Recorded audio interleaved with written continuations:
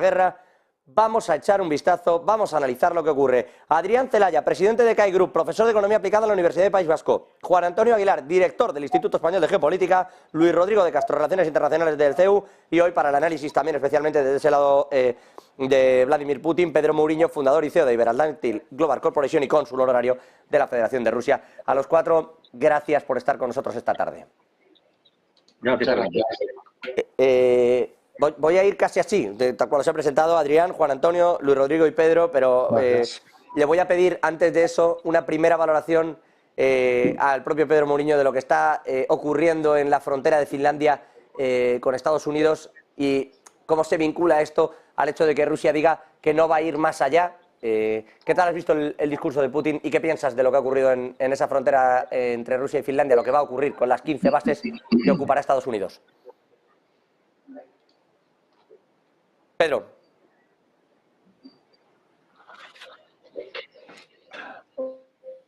Buenas tardes en primer lugar. Pues lo que está pasando, quizás lo que está ocurriendo es lo que ya pronosticábamos algunos, es decir, que pasar del estatuto de neutralidad que había tenido durante décadas Finlandia y también otros países nórdicos, como el caso de Suecia, a ser miembros de la OTAN, pues lo único que iba a traer era más inestabilidad y más inseguridad y más problemas que durante décadas no han existido en las fronteras entre Rusia y Finlandia. Y esto es un ejemplo de que ahora este estatus de neutralidad, como se ha superado, ya es miembro de la OTAN, y por lo tanto Estados Unidos aprovecha estas circunstancias para llevar este tipo de acuerdos con Finlandia y generar nuevos focos de conflicto o puntos de fricción otra vez con la Federación de Rusia. Y ahora sí, con respecto a todo el movimiento del discurso, a lo que hemos visto esta mañana, Adrián, Juan Antonio, Luis Rodrigo, Luis, ¿cómo estáis viendo estos movimientos? Bueno, vamos a ver. Con respecto al discurso, yo entiendo que situándolo o eligiendo los temas que en general más nos preocupan, que es qué va a pasar a partir de ahora, ¿no? Yo subrayaría esa reafirmación de los objetivos de la operación rusa en Ucrania, reafirmando los objetivos iniciales, que hacen referencia a la necesidad de, desde el punto de vista de Rusia, de conseguir la desnazificación, desmilitarización y el estatus neutral de Ucrania. Esto también se podría relacionar, por supuesto, con ese marco de seguridad estratégico en el conjunto de Europa que incluso antes de la invasión Rusia estaba exigiendo a Occidente como un instrumento para que no sucediera lo que sucedió un mes más tarde, ¿no? Bueno, pero claro, esto nos sitúa en un contexto muy interesante en este momento. Es decir, desde el punto de vista de lo que va a pasar, esto va mucho más allá de un reparto de territorios en función de que Rusia hasta este momento haya llegado a esta región, la otra región o la región de más allá. Es decir, estamos ante un contexto en el que, como consecuencia precisamente de la evolución del conflicto bélico, la destrucción del ejército ucraniano y el reforzamiento continuo del ejército ruso, pueden pasar muchas cosas sobre el futuro de Ucrania, pero lo que va a pasar es lo que Rusia decida que pase. Es decir, aquí más que ya un proceso de negociación entre las dos partes, puesto que hay una parte que ha ganado la guerra y otra que la ha perdido, pues lo que hay es, llamémoslo de una forma u otra, un proceso de rendición en el que Ucrania de una forma u otra se va a rendir antes o después y Rusia va a establecer las condiciones de lo que va a ser el futuro de Ucrania. ¿Y qué tipo de condiciones? Pues condiciones suficientes con las que determinen qué parte de Ucrania va a ser Rusia, qué parte de Ucrania va a ser independiente, pero incluso esa parte independiente va a tener un estatus especial, un estatus que asegure esa desnazificación, desmilitarización y ese estatus de neutralidad. Evidentemente, esto es radicalmente incompatible con la pertenencia de esa parte restante de Ucrania a la OTAN y muy probablemente también a la Unión Europea, lógicamente. Podemos hablar mucho más de esto, pero seguramente esto nos da pistas suficientes sobre lo que es posible y no es posible, es verosímil y no es verosímil de todos estos movimientos que está intentando hacer la Unión Europea con respecto a Ucrania. Yo creo que, sintetizando, en este momento vamos a tener ya no un proceso de negociación entre Rusia y Ucrania, sino un proceso de rendición, y sí un proceso de negociación ya entre Rusia y Occidente sobre el futuro de Europa. Sobre el futuro de Europa desde este punto de vista de definir lo que a partir de ahora va a ser un contexto de seguridad estratégica conjunta y en el cual habrá que definir si la OTAN sigue existiendo o no, en su caso con qué fronteras, si tiene que volver a las fronteras del 91, etcétera. Son muchas cosas las que van a estar en juego en este sentido. Y las que están. Juan Antonio, que por cierto te estamos poniendo y quitando el micrófono porque nos entra ahí ruido, pero te habilitamos el hablar, pero cuando estemos en otro te estamos quitando porque nos entra como se nos duplica la señal. Juan Antonio, sí, pero vamos ya contigo, o sea que directamente. Análisis de lo que está ocurriendo. Habla Adrián de ya ir a un proceso de rendición y yo le añado a esto. Hoy es día clave, día fundamental, porque estaba analizando Pedro también el discurso de Putin, pero es que está reunido el Consejo Europeo para la adhesión de Ucrania. ¿Crees que va a pasar? Porque es casi la única respuesta antes de que lo que dice Adrián se produzca. Es decir, la forma de evitar una rendición casi sin condiciones y sin nada es entre usted y Europa, aunque nos saltemos todos los estándares legales. Efectivamente, vamos a ver. Adrián ha hecho un resumen bastante, yo creo que bastante bueno, porque yo creo que toca los aspectos fundamentales. Yo añadiría alguna cosa más que ha dicho Putin, que hay que analizar, que es reseñable. Cuando habla de que el sureste de Ucrania ha sido siempre ruso, cuando ha hablado de Odessa como ciudad rusa, estos son claras indicaciones de por dónde van a ir las cosas. No hay que hacerse tampoco muchas películas. Es que Putin hoy ha vuelto a insistir en los mismos objetivos que hace casi 2 años. Es decir, no se ha movido ni un centímetro. Entonces, es decir, la OTAN y Estados Unidos ya saben con lo que están jugando. No ha habido ningún cambio de actitud. Cuando se habla de negociaciones, cuando se habla de abrir un determinado proceso, bueno, pues se habla aquí, pero para Putin está claro. Es decir, si no se consiguen los objetivos de una negociación, se conseguirán por medios militares. Es decir, la decisión está tomada y aquí tienen que ser conscientes. Y no sé si en estos momentos a veces esa conciencia se tiene o no se tiene. Con lo cual, claro, vamos a la segunda parte. La segunda, por cierto, es curioso, me gustaría ver a otros líderes europeos aguantar varias horas de rueda de prensa, como hace el señor Putin. Vamos a la otra parte que decía. Perdóname, Juan Antonio, ya que me saca el tema, ¿los ciudadanos son elegidos al azar? No, te apuntas y mandas tu pregunta. Se han recibido más de 1 millón de preguntas. Lógicamente, unas se agrupan y otras las deciden. No, pues, que es verdad que yo no veo a Pedro Sánchez ni siquiera haciendo esto, pero que tampoco es que haya sido una cosa improvisada. No, pero esto lo lleva haciendo muchos años. No, sí, el año pasado no lo hizo, pero todos los años se hace esta reunión así, sí. Y de hecho la prensa que está allí presente levanta la mano, llevan cartelitos para poder hacer sus preguntas. Y ha habido una pregunta, algunas preguntas insidiosas de medios occidentales, o sea, que no se esconden a la hora de hacer, vamos, que la rueda de prensa no es precisamente muy trufada, pues solo hay que ver los personajes que van allí de la prensa occidental. Yo los he visto otros años y no tienen misericordia. Entonces, parece que bueno, pues Putin ya tiene mucha experiencia en este tipo de ruedas de prensa que duran horas y se la sabe ventilar bien, ¿no? Y decía, por tanto, que Rusia no se ha movido ni un centímetro de sus objetivos iniciales y, por tanto, queda por hablar a Europa y Estados Unidos. Lo de Estados Unidos lo hemos visto estos días y lo vamos a seguir viendo, más ahora con el proceso de impeachment abierto a Biden, y queda Europa. Y claro, aquí como en esta Europa actual, esta Unión Europea actual, puede pasar cualquier cosa. Yo ya no me atrevo a decir nada porque hemos visto ya muchas cosas, ¿no? Pero desde un punto de vista racional, la inclusión de Ucrania en la Unión Europea es una ilusión, es algo casi imposible. Primero, es un país que está en guerra. Es un Estado fallido. Todo lo que ahora mismo, para poder sostenerse, necesita permanentemente la ayuda financiera, económica y de todo tipo. Es un Estado fallido. No es un régimen democrático. Hay persecución a la oposición, a los líderes políticos, a los líderes sociales, a los líderes sindicales, a la Iglesia ortodoxa. Hay prohibidos partidos políticos, se han cerrado medios de comunicación. Hombre, por Dios. Es decir, a ver, ¿qué es lo que vamos a ayudar? Es un país al que han vendido los fondos de inversión. Fondos de inversión extranjera, BlackRock fundamentalmente, ¿no? Y no único.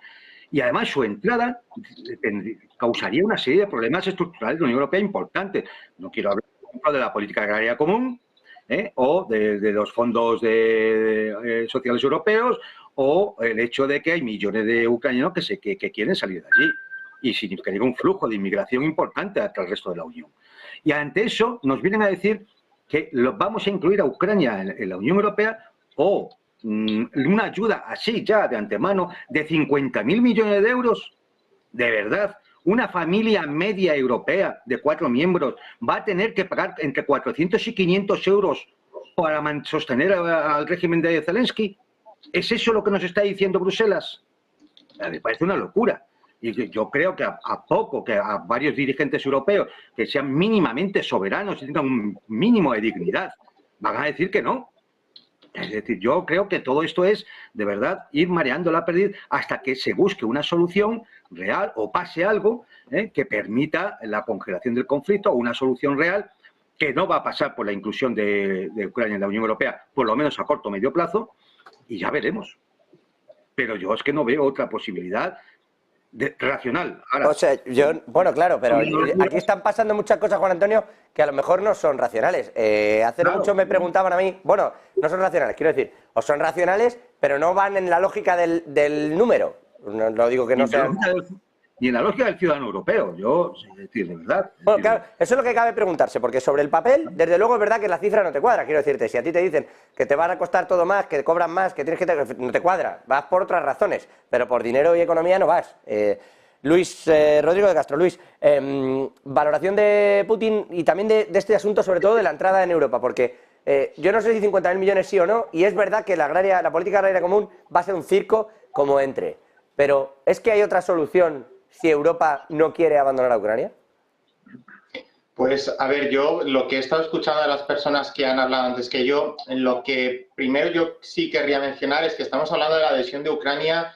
Bueno, hay una reunión, evidentemente, ahora, pero es que no se está decidiendo si Ucrania entra mañana en la Unión Europea o no. Se están decidiendo otras cuestiones. Hay un proceso de adhesión establecido y es el proceso que se va a aplicar para Ucrania.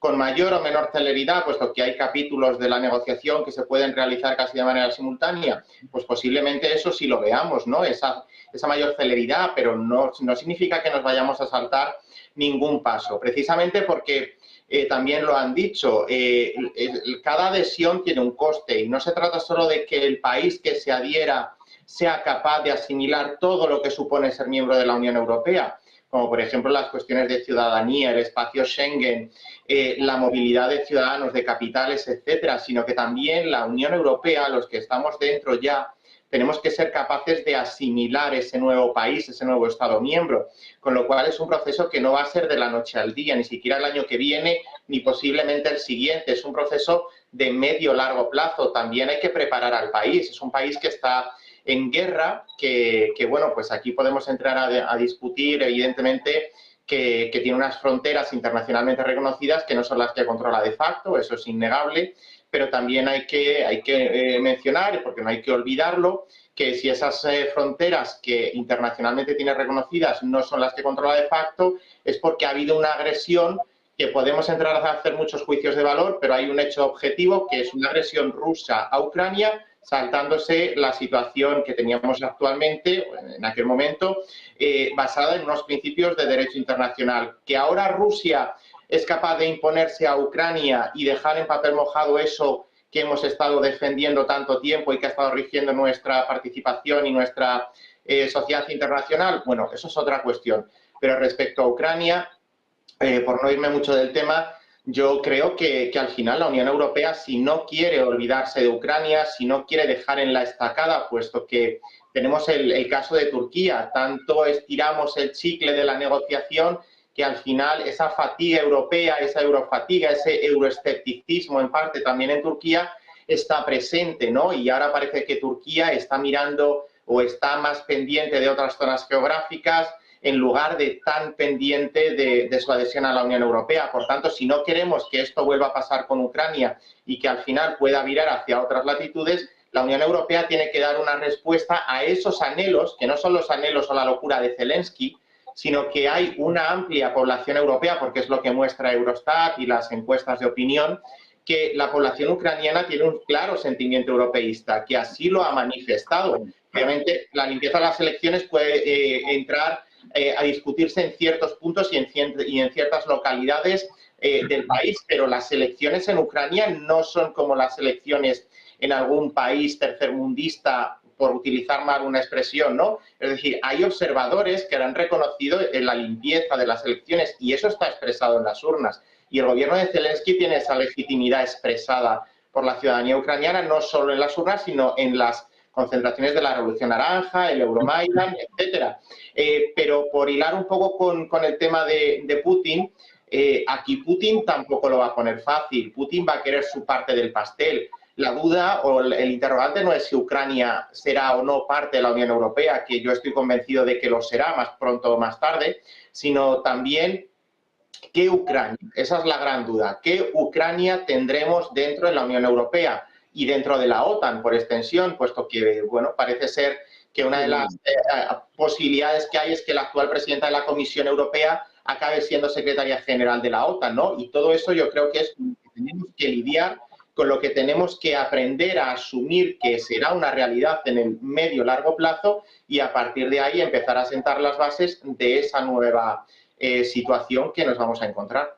Yo, a ver, mira, es decir, yo, Luis, tú eres muy europeísta, pero yo también. Bueno. Yo también soy muy europeísta y yo no sé qué compromiso tengo yo con Ucrania.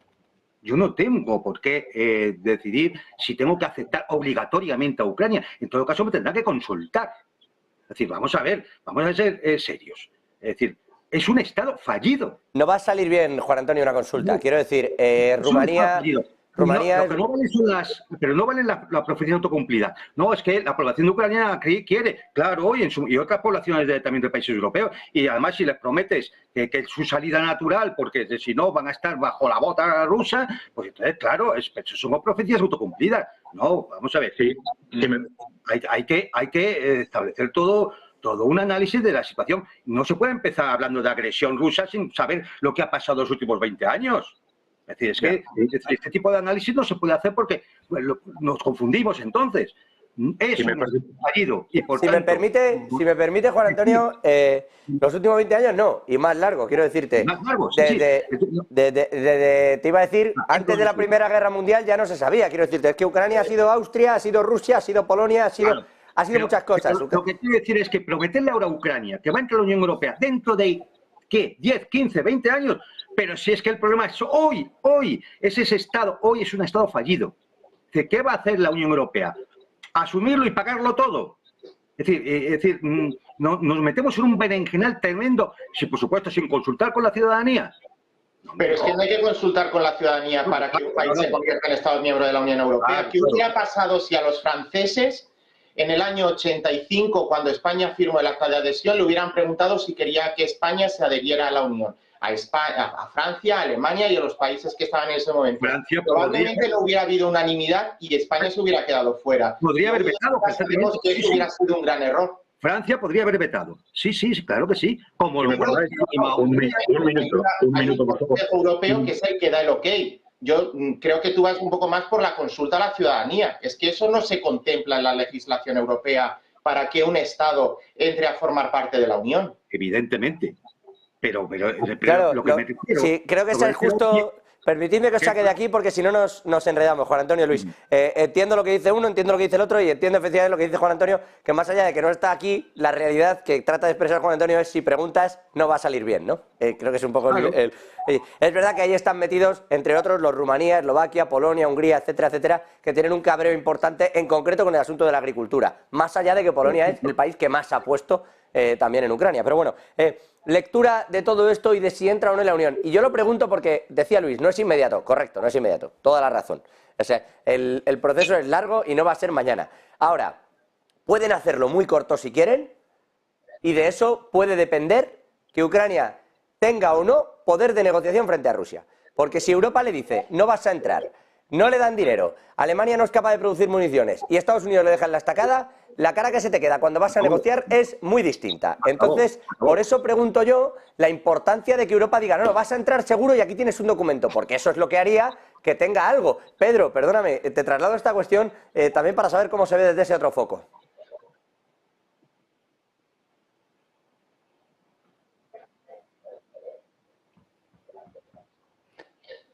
Perdón, pero estoy teniendo problemas con el sonido y no he escuchado la cuestión que me has Bueno, mientras tanto, si me dejas un minuto, José, simplemente, yo creo que independientemente de la historia de todo esto y de los aspectos formales, yo creo que el acelerar la máquina ahora para la entrada en la Unión Europea solo tiene un sentido. El sentido inicial, desde el punto de vista de promesa, de animarles a tú sí que con la guerra, claro. y si se hace efectivo, solo tiene un sentido militar.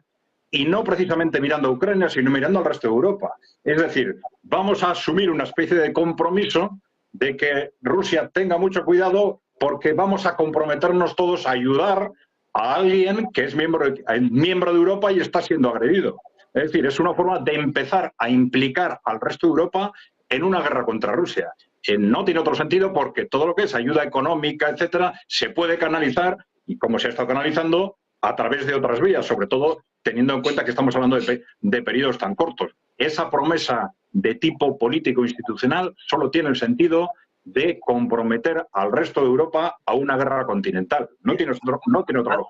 Adrián, más claro, meternos en la guerra, como el acuerdo con Finlandia. Es decir, ¿ustedes se imaginan un acuerdo con México para utilizar 15 bases aéreas o 15 bases militares de México para el ejército ruso o chino? Es que la provocación es de libro. Es decir, es la intención de llevarnos a todos a la guerra. Se ha entendido, me vais a perdonar porque yo os tengo aprecio a todos, más allá incluso de lo que aprendo con vosotros, y me vais a permitir que os saque de aquí, de verdad, concreto Juan Antonio y Luis, no porque cada uno no tenga sus razones y no porque no las hayáis explicado, que creo que ha quedado clarísimo, sino por no enconarnos, que creo que no merece la pena. Me perdonéis los dos, que de verdad que os tengo aprecio, en lo personal también. A Pedro le trasladaba la pregunta, a ver si ahora nos oye un poco mejor, sobre todo si Ucrania tiene una mayor capacidad de negociación con Rusia si entra en Europa, o por añadir también lo que dice Juan Antonio, y te lo traslado, ¿esto supondría una guerra en Europa?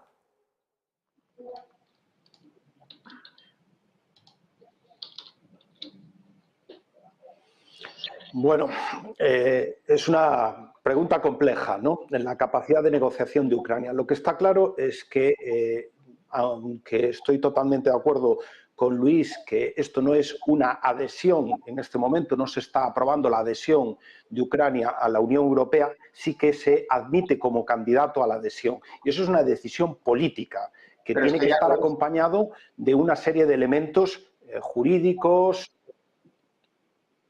Permíteme finalizar mi intervención.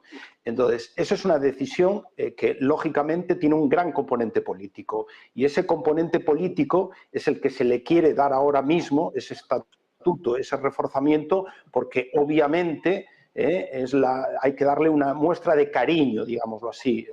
Te hemos metido en este follón y ahora, por lo menos, darte algún tipo de apoyo para que, de cara a tu opinión pública, pues aún puedas tener un mínimo argumento de defensa de que esta apuesta por la Unión Europea y por la OTAN ha tenido sentido o nos ha llevado a algún lado a la parte de Ucrania.